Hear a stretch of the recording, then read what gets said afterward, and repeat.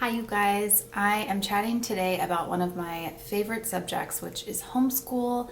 So I will be getting into what I'm using with my 4-year-old daughter who is in preschool, sticking with the basic subjects of reading, writing, and arithmetic. So my name is Britton. I am a homeschool mom to a daughter who's 4, and I also have a 1-year-old who I'm really looking forward to homeschooling eventually as well.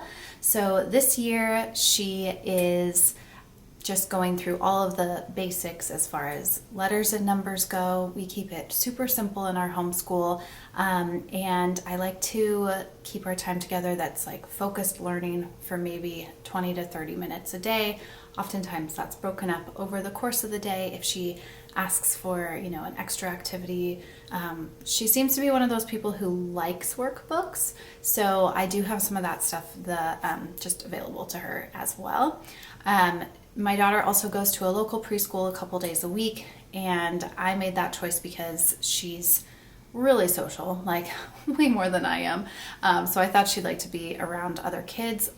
But also when I had my baby, I wanted to be able to have some extra time to bond with him. And so when she goes to preschool, it just gives me the freedom to really focus on him and his development, as well as just taking care of myself as a postpartum mother. So let me get into these subjects though. So the first thing I'm going to talk about is her reading or her language arts. So I started with a couple of different curriculums going into this year.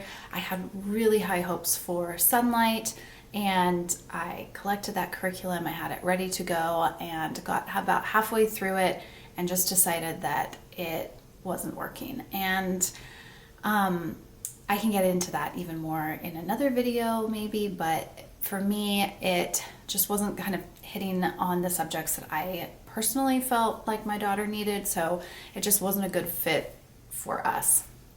I had also used some Gentle Classical Preschool as well. That's another company, and that also just didn't feel like a fit. So I was kind of feeling a little desperate, and I ended up landing on what many homeschool mother lands on, which is, of course, The Good and the Beautiful. So I won't get into The Good and the Beautiful too much on this video because there are so many videos on The Good and the Beautiful and so many great flip throughs, but I will say that this curriculum, this preschool curriculum, has worked really well for my daughter in getting her to know her letters, her letter sounds, and better familiarity with her numbers as well. And so I'm really liking it for her, and I'll probably keep it in mind when it's time to homeschool my son as well. I don't plan on continuing with it after this year, but I will say that it's really doing the job for just letters and numbers, short and sweet, and she enjoys it and requests it. So we're currently on lesson 65. There's 90 lessons, and I think that we'll probably be done sometime in March, maybe mid-March. So typically I do one lesson Monday through Friday. If she asks for more, I might do another lesson or another half a lesson, just depending on her attention span.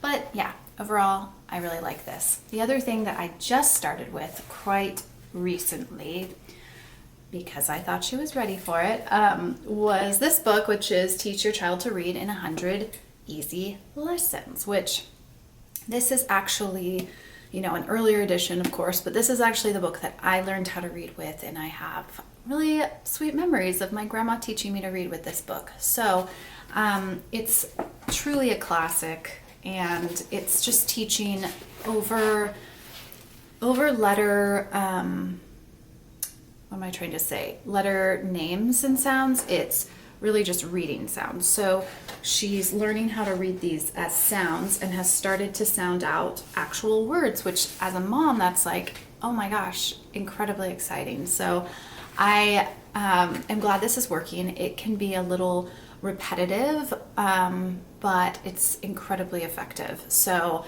far so good with this. And I'm just really happy for her. I can see her getting excited about reading.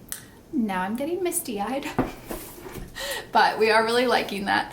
Another resource that I'm just sort of use here and there, this is not an everyday thing, but I will use these for kindergarten much more and much more consistently. But the Dash into Learning readers, they are just so cute, and I think that they're an adorable, perfect first reader. So this is book 1 of set 1, Fan and Sam, and just love the steps here. It really helps break it down for you as a parent. So the sounds your kids need to know, some sight words, blending paths, blending letters, and blending words. A lot of this is already in the Teach Your Child to Read book.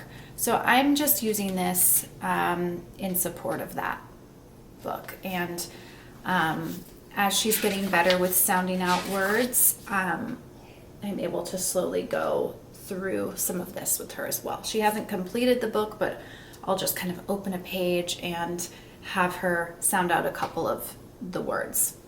And always stop before she gets tired or doesn't want to do it anymore, because I want her to feel motivated, not discouraged. For handwriting, not really doing anything crazy. She's only 4, but The Good and the Beautiful does have the cute little pre-writing books. So I got book 2 just because she has done a lot of like pen control in the past. So this one we're about halfway through. I just give her 1 to 2 pages a day, if that. And often this is one that she likes to pick up and just find a page and do it on her own, and I'm totally okay with that. I do have to remind her to take it slow. I say, okay, slow and steady. And The Good and the Beautiful also has a great video on how to hold your writing utensil. So I also remind her to hold her pencil correctly, because I think that's an important habit to build.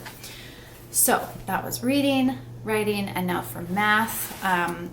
So I'm not a math lover.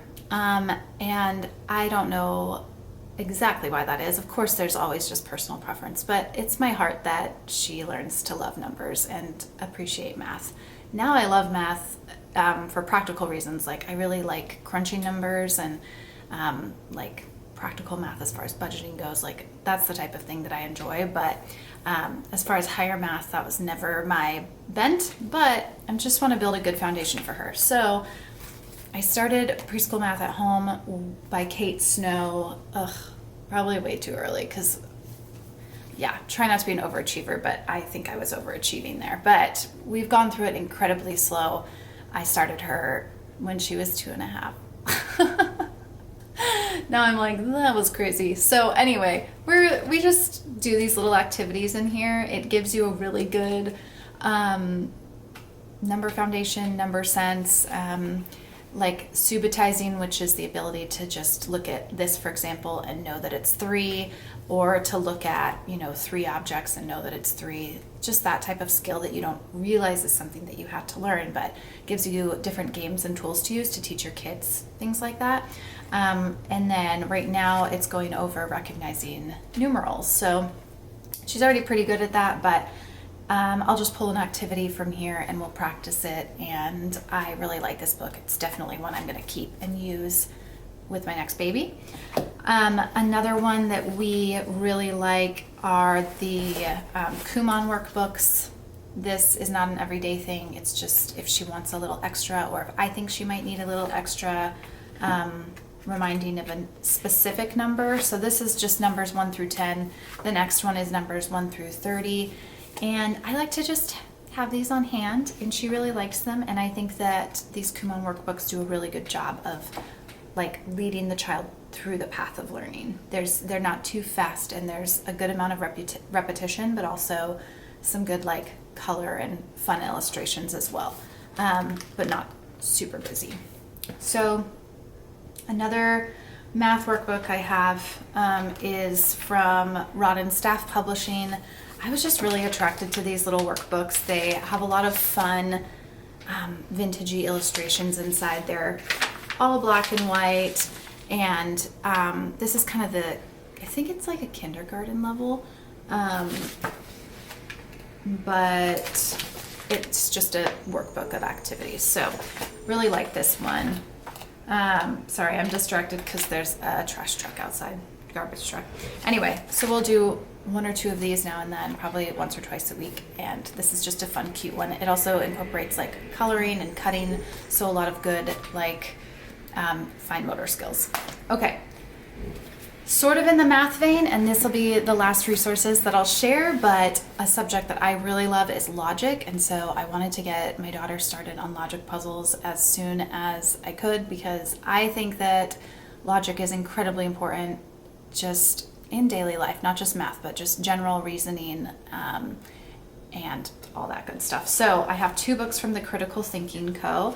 The first one is Mind Benders, and this one I just got off Thrift Books, and it's totally clean, in great shape, and they're basic logic puzzles. So you have some clues, and then through process of elimination, you solve the puzzle with this grid. And then I'm sure each book gets more and more challenging, but this is the pre-K to K level, and I try to do 1 of these a week. She would love to do more because she thinks they're really fun, but I'm just limiting to 1 a week so I can kind of stretch it. And then the other book that I have for logic from Critical Thinking Co. is Can You Find Me? And these are word like puzzles, so not like there's clues here, but you're just sort of only figuring it out with your brain.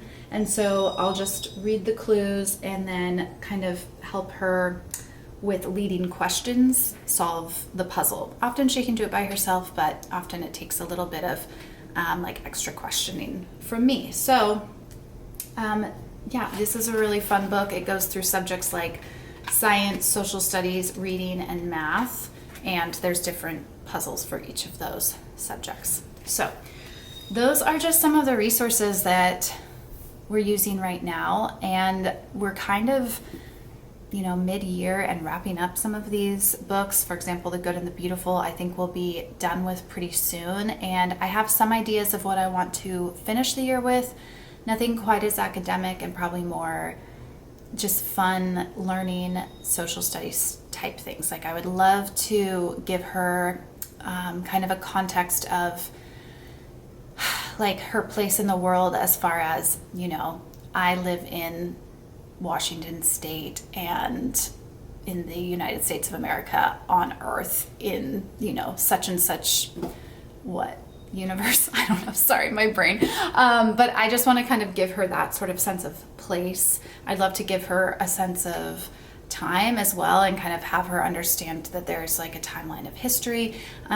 Just some really like basic but sort of abstract concepts that we all have learned at a given time. So that's sort of where I see myself going in the next few months, leading up to summer, and then we'll take a big break. But I will share more of those resources as I sort of collect and gather them. Anyway, thanks you guys so much for watching. That was really fun for me. I love sharing this kind of stuff, and you can definitely expect more of it here in the future. Okay, have a great day. Bye.